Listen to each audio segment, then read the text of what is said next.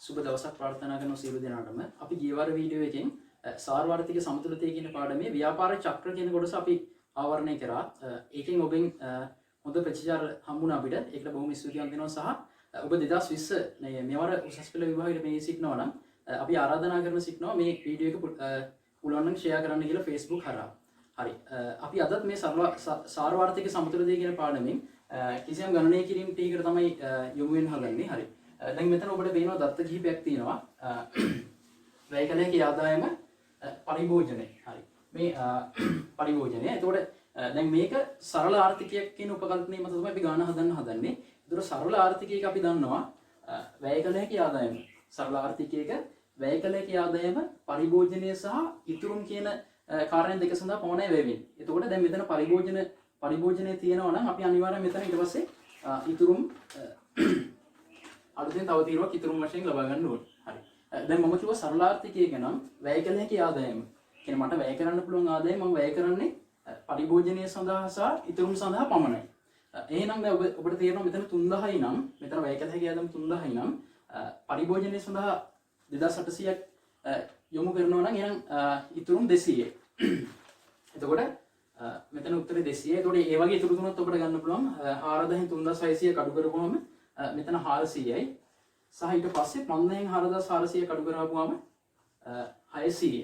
හරි. ඔබට මේ පරිභෝජන ශ්‍රිත විතරක් දීලා තියෙනවා. පරිභෝජන කියන්නේ දත්ත පමණක් දීලා තියෙනවා නම් ඔබ ඉතුරු දත්තත් එහා පැත්තෙන් ලියා ගන්න අමතක කරන්න එපා. සහ ඔබ මේ ගණන් හදද්දී බලන්න ඕනේ මේක සරල ආර්ථිකයක්ද සංවෘත ආර්ථිකයක්ද නැත්නම් විවෘත ආර්ථිකයක්ද කියන එක මුලින් බලන්න ඕනේ. හරි.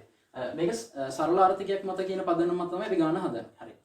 මේ මුලින්ම දැන් අපි මේක ගණනය කිරීමකදී මුලින්ම ආන්තික පරිභෝජන නැමියාව සහ ආන්තික ඉතුරුම් නැමියාව කියන්නේ මොකක්ද කියලා අපි අඳුරගමු. හරි. මෙතන ඔබේ මේ මෙතන සූත්‍රය තියෙනවා MPC කියන්නේ ආන්තික පරිභෝජන නැමියාව. MPS කියන්නේ ආන්තික ඉතුරුම් නැමියාව. MPC ගන්නේ ඩෙල්ටා C බෙදීම ඩෙල්ටා YD. ඩෙල්ටා C බෙදීම ඩෙල්ටා YD. ඒ කියන්නේ වැය කළ හැකි ආදායම වෙනස් වුණොත් පරිභෝජනය කොච්චර වෙනස් වෙයිද? වැය කළ හැකි ආදායම වෙනස් වුණොත් පරිභෝජනය කොච්චර වෙනස් වෙයිද කියන එක අදහස් තමයි MPC කියන්නේ. ආන්තික පරිභෝජන නැමියාව. හරි.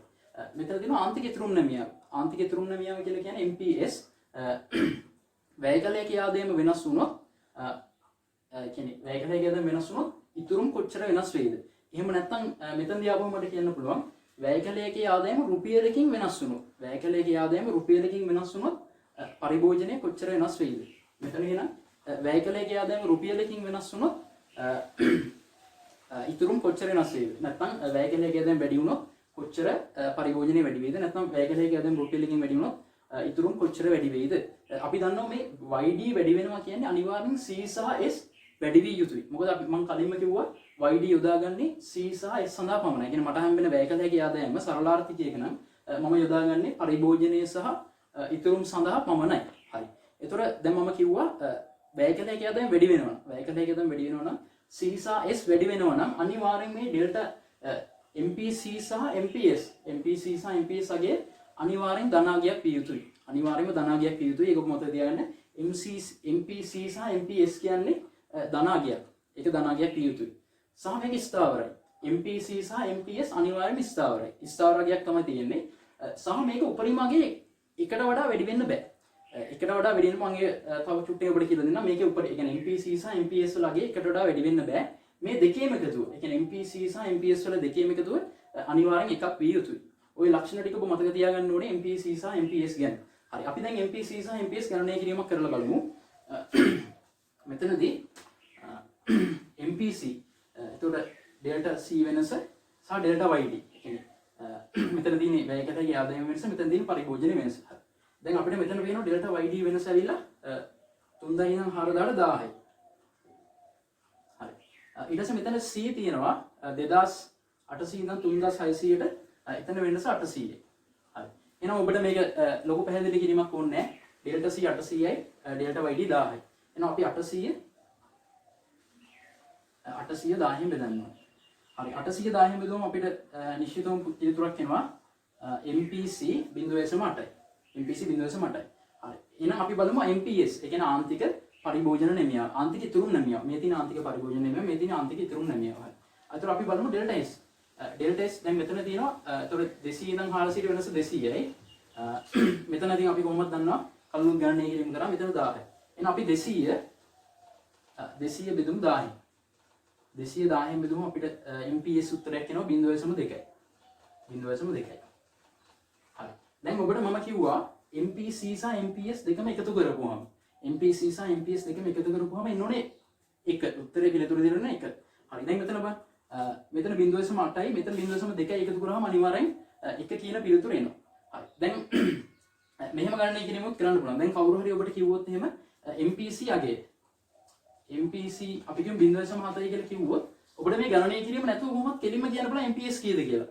ඒ කියන්නේ එකෙන් 0.7ක් අඩු කරන්න. එහෙනම් MPS 0.3යි. එතකොට මේක මම අර දැන් කලින් කිව්ව ලක්ෂණ ටික ආයෙ කියන්නම්. මේක ධනාගයක් සහ ස්ථාවරයි. උපරිම අගය එකට වඩා වැඩි වෙන්න බෑ. දැන් ඔබට මේ දැන් කිව්ව එකත් එක ඔබට තේරෙනවා එකට වඩා වැඩි වෙන්න බෑ. MPC සහ MPS එකට වඩා වැඩි වෙන්න බෑ. සහ මේ දෙකේම එකතුව එකක් විය යුතුයි. එතකොට මෙන්න මේ කාරණාව ගැන ඔබට කිව්වොත් ස්ථාවරයි කියන අගය ඒ කියන්නේ දැන් ඔබ මෙතන වෙනස ගත්තොත් මෙතනත් 1000යි මෙතන වෙනසත් අරගෙන මේ විදිහට මේ ගණනය කිරීම කරමු. MPC සහ MPS හෙව්වොත් මෙතනත් වෙනස අරගෙන ඒත් ඉන්නේ මේකට 0.8යි මේකට 0.2යි. මේක කොහෙද හෙව්වත් ස්ථාවර අගයක්. ඔබට මතක නම් පරිභෝජන ශ්‍රිතය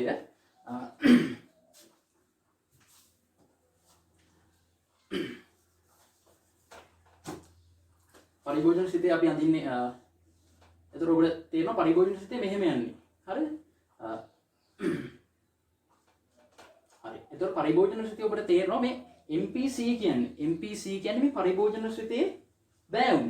එතකොට අපි දන්නවා සරල රේඛාවක බෑවුම. ඒ කියන්නේ මේ MPC කියන අගය කොහේදවත් වෙනස් වෙන්නේ නැහැ. ඒක ගණිතමය සංකල්පයක්. MPC කියන අගය වෙනස් වෙන්නේ නැහැ. එතකොට අපිට තේරෙනවා මේ වක්‍රය අඳින හැටි මම තව චුට්ටින් ඔබට කියලා දෙනවා. සහ ඒතර මෙතන අපිට තේරෙනවා මෙතන ස්වාධීන පරිභෝජන වියදම කියන එක. හරි. අපි ඉස්සරහට කතා කරමු. මම දැන් කියන්න උත්සාහ කරේ MP ඒතර S වක්‍රය යනදත් ඔහොමම තමයි.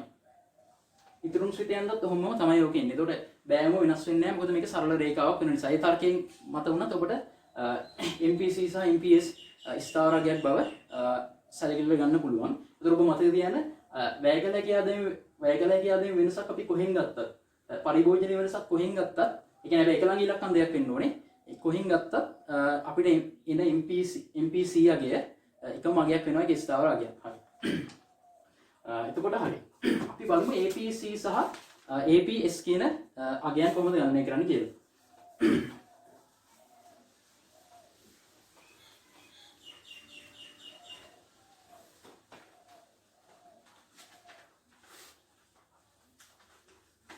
එතකොට APC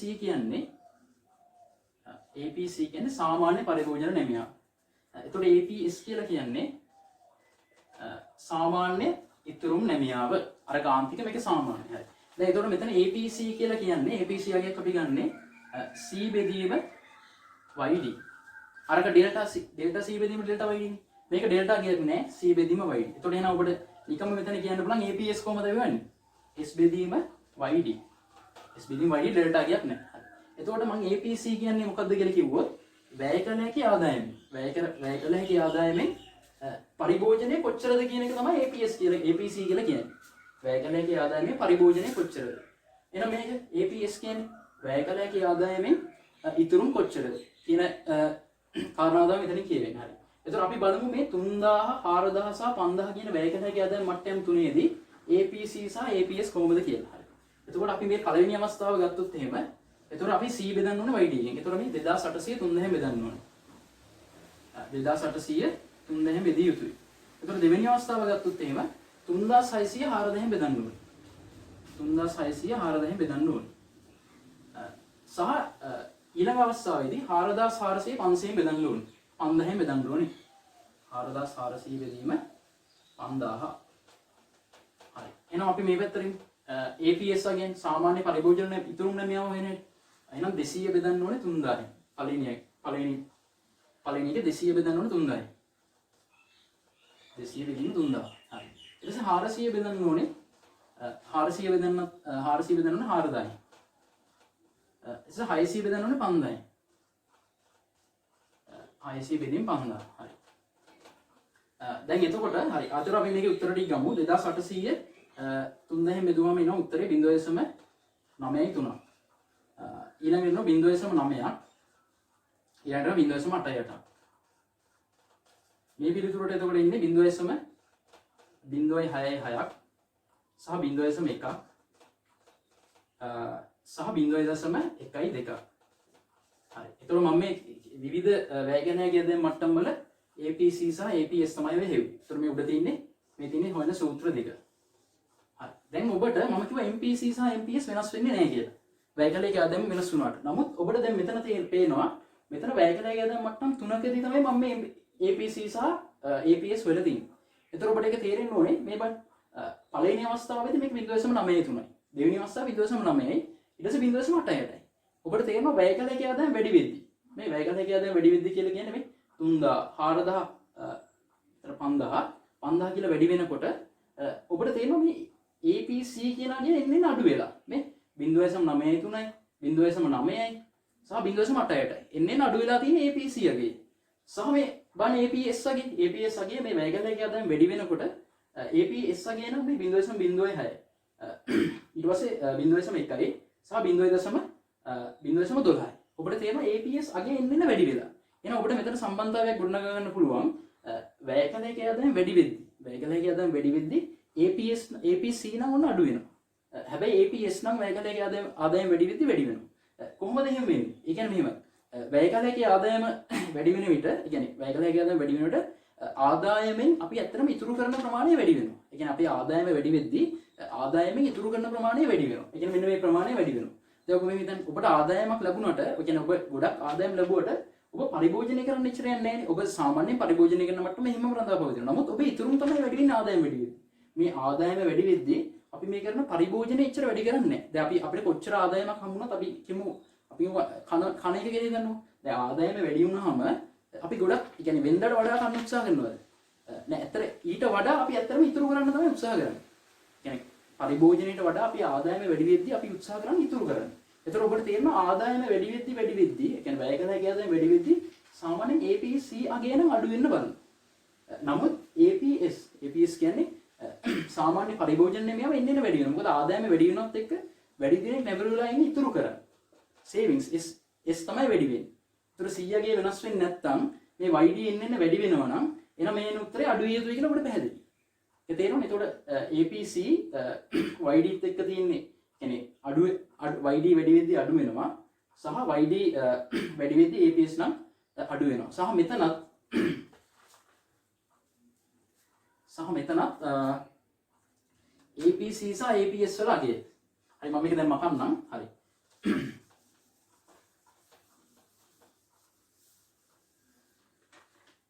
මෙතනත් APC සහ APS එකට ඒ කියන්නේ එකතු කරාම එක උත්තරයක් තමයි එන්න ඕනේ.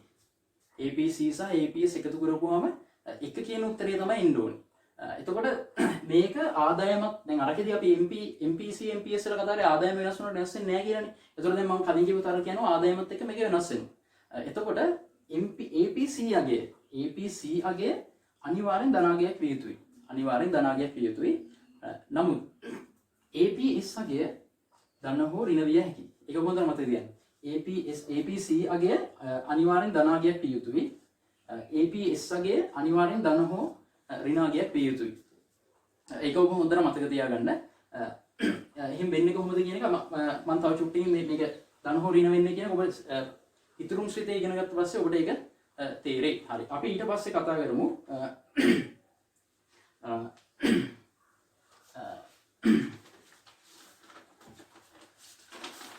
ඊට පස්සේ අපි කතා කිරීමක් කරනවා පරිභෝජන ශ්‍රිතය සහ ඉතුරුම් ශ්‍රිතය ගොඩනගන්නේ කොහොමද මේ වගේ දත්ත ටිකක් දුන්නාම. හරි. අපි ඒක කතා කරමු පරිභෝජන ශ්‍රිතය සහ ඉතුරුම් ශ්‍රිතය. හරි. ඒතකොට පරිභෝජන ශ්‍රිතය මම මෙතන ලිව්වොත් පරිභෝජන ශ්‍රිතය කියලා කියන්නේ C සමානයි A ධන B YD. පරිභෝජන ශ්‍රිතය කියන්නේ C සමානයි A ධන B YD. හරි. මෙතන A කියලා කියන්නේ ස්වාධීන පරිභෝජන වියදම. ස්වාධීන පරිභෝජන වියදම කියන්නේ YD බිඳුව වුණා. දැන් මට ආදායම කීයක්වත් හම්බුනේ නැහැ කියලා මම කන්නේ නැතුව ඉන්නේ නැහැ. මම කොහොම හරි කනවා. කායෙන් හරි ඉල්ලගෙන ණයට ඉල්ලගෙන හරි කනවා. පැහැදිලිද? ඒ කියන්නේ අනිවාර්යෙන් ඒ කියන්නේ මේ කියන්නේ ස්වාධීන පරිභෝජන වියදම. ඒ කියන්නේ මගේ ආදායම වැය කළ හැකි ආදායම බිඳු වුණත් මම කරන පරිභෝජනය තමයි ස්වාධීන පරිභෝජන වියදම කියලා කියන්නේ. මෙන්න මේ B කියන්නේ. මෙන්න මේ B කියන්නේ අර අපි කලින් කතා කරේ MPC වලට. හරි. එතකොට ඒක පැහැදිලි. එතකොට මේ YD ට අදාළව මේ C තමයි මෙතන කතා කරන්නේ. හරි. එතකොට අපි මෙතන මේ මුලින්ම දැන් අපි කලින් ගණනය කිරීමක් කරානේ MPC කීයද කියලා. මත ඔව්. එතකොට 0.8යි තමයි ආවේ. 0.8යි MPC කලින් උත්තරය ආවා. එතකොට අපි මෙතන A හොයාගන්න අපි මෙතන තියෙන කිසියම් හෝ වැයගලයේ ආදායම් මට්ටමකදී පරිභෝජනය මෙතනට ආදේශ කරලා බලමු. හරි. එතකොට මෙතන 0.8යි. එතකොට YD මෙතන 3000 අපිට දාන්න පුළුවන්. 3000 අපිට දාන්න පුළුවන්. 3000 100 කීයද? 2800යි. 3000 2800. එතකොට අපිට A නිකම් වෙනවා මෙතන අපි සුළු කරලා උත්තරේ ගත්තාම A කියන එක 400ක් කියන උත්තරේ එනවා. කියන්නේ මෙතන 2800 හැදෙන්නේ 3000 0.8න් වැඩි කරලා එන උත්තරේට 400ක් එකතු කරාම තමයි 2000 හැදෙන්නේ. ඒතකොට ඒක ඔබට දීර්ඝ විදිහට සුළු කරලා ගන්න පුළුවන්. හරි ඒක ප්‍රශ්නයක් නෑ. හරි. එතකොට මම ඔබට කියන්නම් S වක්‍රය. ඒ කියන්නේ S ශ්‍රිතය. ඒ කියන්නේ ඉතුරුම් ශ්‍රිතය අපි ගොඩනගන්නේ කොහොමද? හරි. ඉතුරුම් ශ්‍රිතය ගොඩනගන්නේ දැන් මෙතන A නේ. එතකොට ඉතුරුම් ශ්‍රිතය කියන්නේ ඍණ A. ඍණ A ධන එක ඍණ B. එක ඍණ B වාරයක් YD. ඍණ A එක ඍණ B වාරයක් YD. හරි. එතකොට ඍණ A කියන එක දැන් අපි මෙතන එතකොට දැන් අපි මේ මෙතන ඉතුරුම් ශ්‍රිතය එතකොට මම දැන් මෙතන චුට්ටක් මම මේක මකලා මෙතන ලියන්නම්. ඉතුරුම් ශ්‍රිතය කියන එක මම දැන් ලියන්නම්. ඉතුරුම් ශ්‍රිතය සමානයි. ඒක ඉතුරුම් ශ්‍රිතය මෙතන අපිට ලියන්න වෙන්නේ දැන් මම කලින් කිව්ව තරක යනවා 400 ධන 0.8යි YD. 400 ධන 0.8යි YD. අයින මෙතන ඍණ A කියන්නේ කීයද? ඍණ 400යි. ඍණ 400 ධන මෙතන එක ඍණ B. එක ඍණ B කියන්නේ දැන් අපි දන්න MPC නේ B කියන්නේ. එහෙනම් මේ එකෙන් MPC අඩු කරන්න කියලා කියන්නේ. තේරුණාද කියන්නේ? එකෙන් MPC අඩු කරන්න කියලා. ඒ කියන්නේ නිකම්ම කියනවා MPS අගය කියලා. MPS අගය කියන්නේ. එහෙනම් අපි දන්නවා MPC 0.8යි නම් MPS කීයද? 0.2යි YD. 0.2යි YD. හරි. එතකොට මේක A අගය ඍණ කරා මේ 0.1න් 0.8ක් අඩු කරලා මෙතන දැන් 0.2යි කියලා. පැහැදිලිද? අනිත් එක ඔබ හොඳට මතක තියාගන්න. ශ්‍රිතයක් මාරු කරන්න පුළුවන්. ශ්‍රිතයක් මාරු කරන්න කියන්නේ පරිභෝජන ශ්‍රිතයක් ඉතුරුම් ශ්‍රිතයක් කරන්න පුළුවන් YD ගෙන් විතරයි.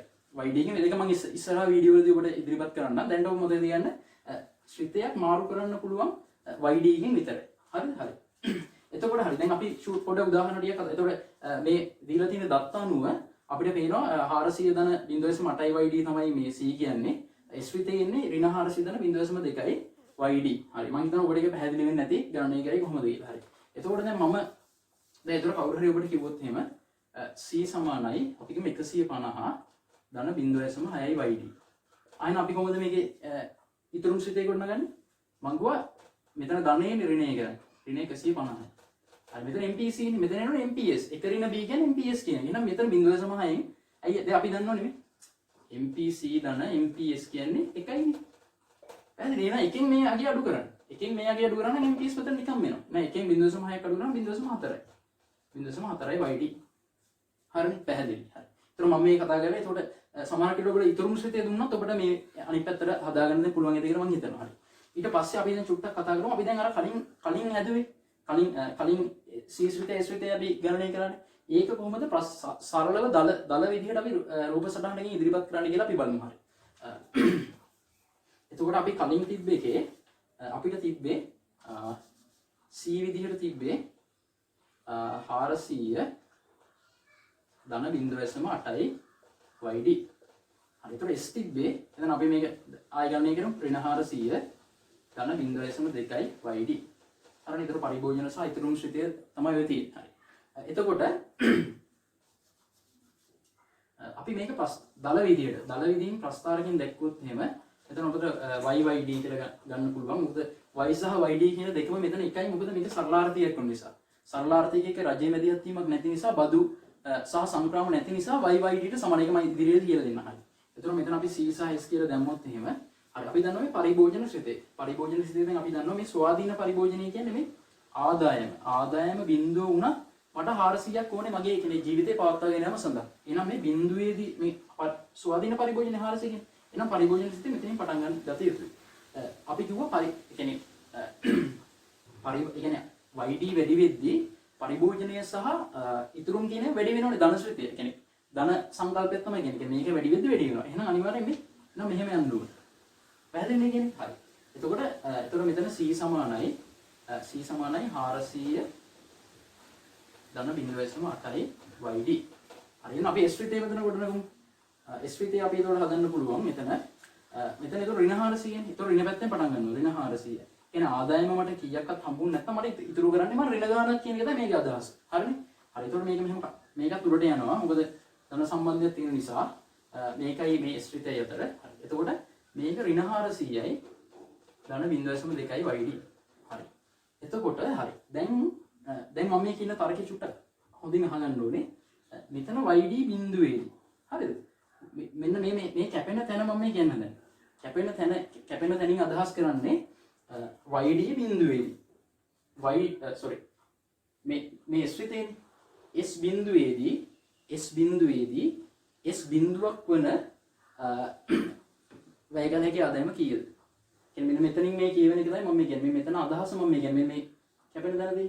ඒ කැපෙන තැන අදහස මම ඔබට ආයෙ කියන්නම්.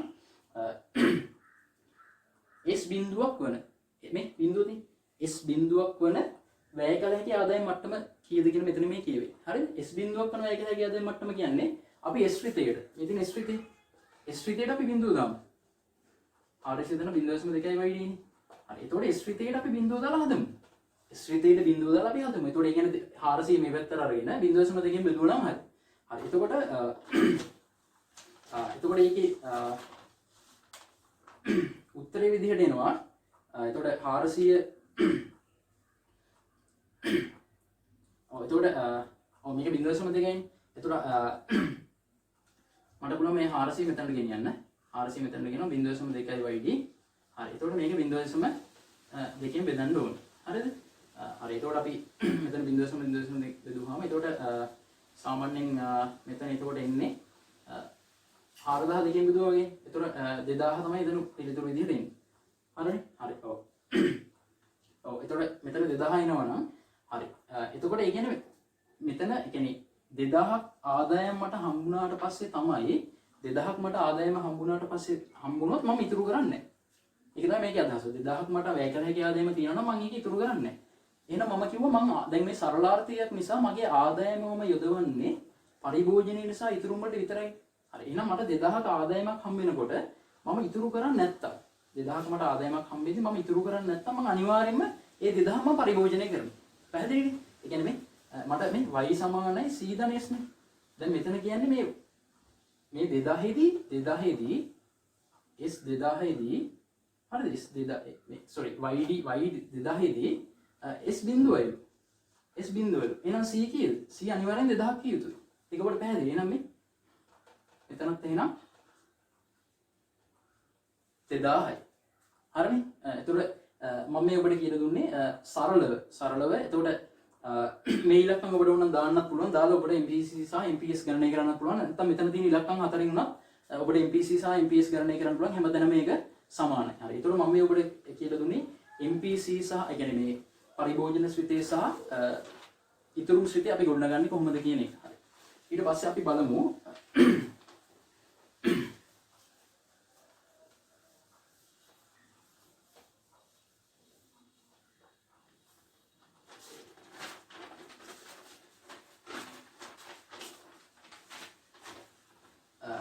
ඊට පස්සේ අපි බලමු වැය කළ හැකි ආදායම වෙනස් වෙන විට YD වෙනස් වෙනකොට සහ A වෙනස් වෙන විට. ඒ කියන්නේ ස්වාධීන වියදමක් වෙනස් වෙද්දී සහ වැය කළ හැකි ආදායම වෙනස් වෙද්දී ඔය කිව්ව MPC, MPS, APS සහ APC කියන ඒවා වෙනස් වෙන්නේ කොහොමද කියලා. හරි. එතකොට මම මෙතන තව එතකොට මම මේක දෙයක් ගන්නවා. එතකොට වැය කළ හැකි ආදායම වැඩි වෙනවා. හරිද? සහ A. ඒ කියන්නේ මම කිව්වා A කියන්නේ මොකද? ස්වාධීන පරිභෝජන වියදම. දැන් ඔබට මතකයි පරිභෝජන ශ්‍රිතේ මතකයි නා. ඒත් අපි කියමු වැඩි වෙනවා කියලා. ඒතර අපිට ඕන නම් මෙතන මොකක් හරි අගයන් දාගන්න පුළුවන්. අපි මේ 200යි මෙතන 200 අපි මෙතන 100යි කියලා නිකන් දාගමුකෝ. උදාහරණයක් විදිහට සංඛ්‍යාවෙන් වැඩක් නැහැ. හරිද? හරි. ඊට පස්සේ අපි දැන් YD වෙනස් වුනහම සහ A වෙනස් වුනහම, ඒ කියන්නේ වැය කළ හැකි ආදායම වෙනස් වුනහම සහ ස්වාධීන පරිභෝජන වියදම වෙනස් වුනහම කොහොමද අර කිව්ව හතරට බලපාන්නේ කියලා බලමු. හරි. MPC සහ MPS වලට බලපාන්නේ කොහොමද කියන එක අපි බලමු. හරි. මම කිව්වා MPC සහ MPS කියන්නේ ස්ථාවරකයක්. අර පාඩම් පටන් ගන්න මුලින්ම කිව්වේ. ඒක වෙනස් වෙන්නේ නැහැ මොන විචල්ලි වෙනස් වුණා. එහෙනම් මේක වෙනස් වෙන්නේ නැහැ. වෙනස් නොවේ. ඒ වෙනස් වුණා කියලත් මේක වෙනස් වෙන්නේ නැහැ. වෙනස් නොවේ. වෙනස් නොවේ. හරිද? එහෙනම් MPS ගන්නකො. ඒකත් ඒ තරකෙම තමයි. YD වෙනස් වුණත්, A වෙනස් වුණත් මේ MPC සහ MPS කියන එක වෙනස් වෙන්නේ නැහැ. හරිද? හරි. එහෙනම් YD වෙනස් වුණා කියලා A වැඩි වුණා කියලා මේක MPS වෙනස් වෙන්නේ නැහැ. MPC වෙනස් වෙන්නේ නැහැ. එහෙනම් වෙනස් නොවේ. මෙතන වෙනස් නොවේ. හරි. අපි ඊට පස්සේ බලමු APC. මම මෙතන චුට්ටක් ඔබට ලියන්නම්. APC සූත්‍රය එන්නේ කොහොමද? C බෙදීම YD. හරිද? C බෙදීම YD. හරිද? හරි. APC මම කිව්වා APC යගේ මම කලින් ඔබට මම අර කලින් තරකේ ඉදිරිපත් කරද්දිම කිව්වා APC එක්ක YD හැසිරෙන ආකාරය ගැන කිව්වහම මම කිව්වා APC YD වැඩි වෙද්දී කියන වැයකලයක ආදායම වැඩි වෙද්දී මම කිව්වා කලින් කිව්වා APC අනිවාර්යෙන් අඩු විය යුතුයි. හරිද? පැහැදිලි. ඒක පැහැදිලි ආයෙ පැහැදිලි ගන්න ඕනේ මම ඒක කියලා දුන්නා. එතකොට මෙතන YD වැඩි වෙනවා නම් මේ YD වැඩි වෙනවා නම් අනිවාර්යෙන් APC අඩු විය යුතුයි. අඩු වෙන්න ඕන. හරිද? හරි. එතකොට A වැඩි වෙනවා නම් A වැඩි වෙනවා කියන්නේ මේ C එක ඇතුලේ මේ දැන් C හැදෙන්නේ කොහොමද? C හැදෙන්නේ A ධන DYD නේ. පැහැදිලිද? C හැදෙන්නේ ඒ කියන්නේ මෙන්න මේක A වැඩි වෙනවා. A වැඩි වෙනවා කියන්නේ මෙන්න මේක වැඩි වෙනවා. ඒ කියන්නේ මේ යගේ ඉහළ යනවා. මේ පල්ලෙහාගේ නෙමෙයි මේ මෙතනින් කතා කරන්නේ. මෙන්න මෙතන මේ C වැඩි වෙනවා. මොකද A වැඩි වෙනවා කියන්නේ මේ දැන් C හැදෙන්නේ කොහොමද? C හැදෙන්නේ A ධන BYD කියලානේ. එතකොට එහෙනම් මෙතන A වැඩි වෙනවා කියලා මෙතන දීලා තියෙන්නේ මේ උඩ තියෙන ඉලක්කම වැඩි වෙනවා කියන්නේ. පැහැදිලිද? දැන් මම උඩ තියෙන ඉලක්කමත් එක්ක සම්බන්ධය කලින් කිව්වේ නෑ. මම කිව්වේ YD එක්ක කොහොමද YD වෙනස් වුණාම APC වෙනස් වෙන්නේ කොහොමද කියලායි කලින් කිව්වේ. හරි. එහෙනම් මෙතන මේ C අගේ වැඩි වෙනවා නම් අනිවාර්යෙන් මෙතන අඩු වෙනවා ඒක හරි. ඒතකොට A වැඩි වෙනවා නම් මොකද වෙන්නේ? අනිවාර්යෙන් APC කලින් ආදායම් මට්ටමට වඩා හරිද? කලින් ආදායම් මට්ටමට වඩා අනිවාර්යෙන් තිබ්බාගේට වඩා වැඩි විය යුතුයි. හරිද? හරි. එහෙනම් වැඩි වෙන්න ඕනේ. වැඩි විය යුතුයි. හරි. ඊට පස්සේ අපි බලමු APS. APS ට මොකද වෙන්නේ කියලා. හරි. දැන් කලින් කිව්වේ තරකේ අනිත් පැත්ත මේ YD වැඩි වුණාම APC අඩු වෙනවා නම් මම මුලින්ම කියලා දුන්නා ඒක මේ YD වැඩි වුණාම APS මොකද වෙන්නේ? APS අනිවාර්යෙන් වැඩි විය යුතුයි. හරි. ඒක මුලින්ම මම කියලා දුන්නා. හරි. ඒතකොට මේක වැඩි විය යුතුයි. හරිද? වැඩි වෙන්න ඕන. හරිද? හරි. මේක අඩුයි, මේක වැඩි, මේක තොර වැඩි. හරි. ඊට පස්සේ අපි බලමු A වැඩි වුණොත්. මොකද වෙන්නේ කියලා බලමු. හරි. දැන් මේ මම ඒතකොට අර කලින් වගේම මෙතන APS හොයන්නේ කොහොමද? APS හෙව්වේ අපි කලින් සූත්‍රය කිව්වා S බෙදීම YD. එහෙනම් මේ S මේ චුට්ට මේ පැත්තට ඉන්නේ. S අපි බලමු. S ඉන්නේ ඍණ A වාරයක් ඍණ A ධන 1 ඍණ B වාරයක් YD නේ. හරිද? හරි. දැන් මෙතන A වැඩි වෙනවා කියන්නේ මෙතන ඍණ A නේ. ඒ කියන්නේ මේකේ පරස්පරයිනේ මෙතනට අපි ගන්න. ඒතකොට මෙතන තියෙන උඩ තියෙන ඍණාගය වැඩි වෙනවා. උඩ තියෙන ඍණාගය වැඩි වෙනවා නම් මෙතන තියෙන උඩ තියෙන ඍණාගය වැඩි වෙනවා. ඍණාගයක් වැඩි වෙනවා කියන්නේ එන උත්තරේ මොනවා වෙන්න ඕනද? අනිවාර්යෙන් කලින් අගයට වඩා අඩු විය යුතුයි. මෙතන වැඩි වෙන්නේ ඍණාගයෙන්. මෙතන වැඩි වෙන්නේ ඍණාගයෙන් හින්දා කලින් එන ඒ කියන්නේ කලින් උත්තරයට වඩා මේ උත්තරේ අනිවාර්යෙන් අඩු විය යුතුයි.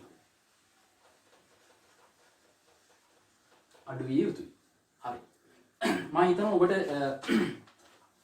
ඒක අනිවාර්යයෙන්ම පැහැදිලි වෙන්න ඇති කියලා මම ඔබට විශ්වාස කරනවා. සහ ඔබ ගාව නෝට් ඒ දේවල් ඇති. ඔබ අනිවාර්යෙන් ඒව බලලා මේ මම කිව්ව කරුණුත් එක්ක ඒව සසදලා ඔබ සසදීමක් කරලා ඔබ ඉගෙන ගන්න බලන්න. හරි. තව එක අභ්‍යාසයක් තියෙනවා. අපි ඒකත් චුට්ටක් බලමු. හරි.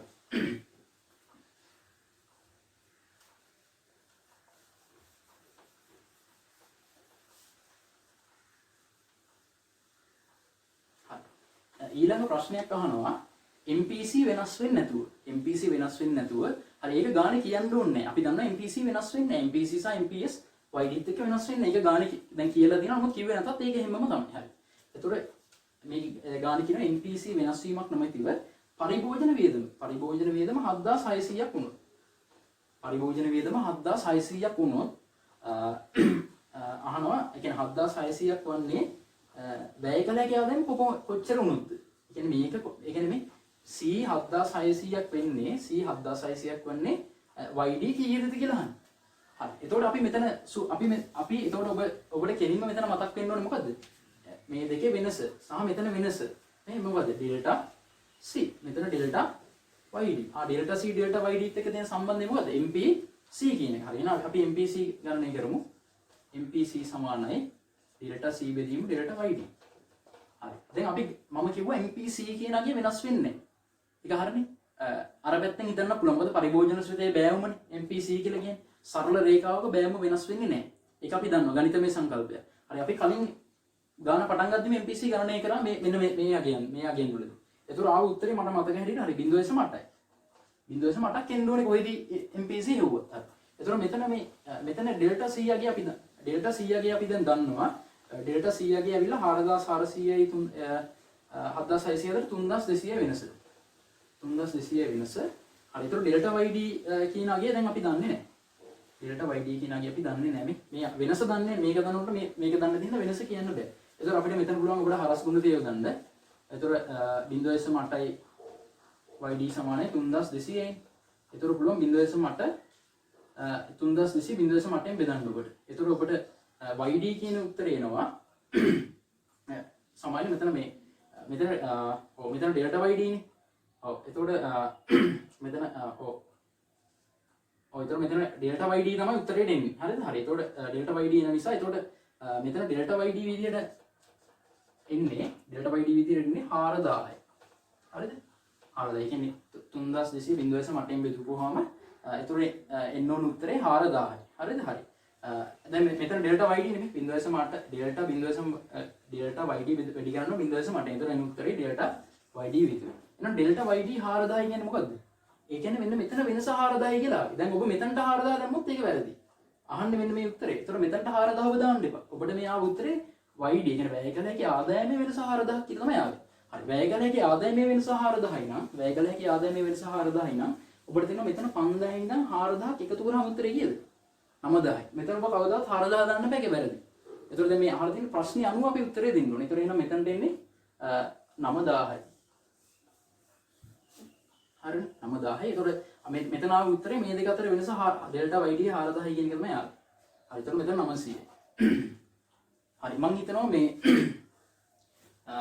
අද අපි කරපු කොටස මම හිතනවා ඔබට තේරෙන්නේ නැති සහ මේකේ යම් ගණනය කිරීම කීපයක් කළේ ඔබ ගාව අභ්‍යාස තියෙනවා නම් පරණ කියන්නේ පාස් පේපර්ස් තියෙනවා නම් ඒව කරලා ඇත්තටම මේක තව පොඩ්ඩක් වර්ධනය කරගන්න සහ ඔබට මේ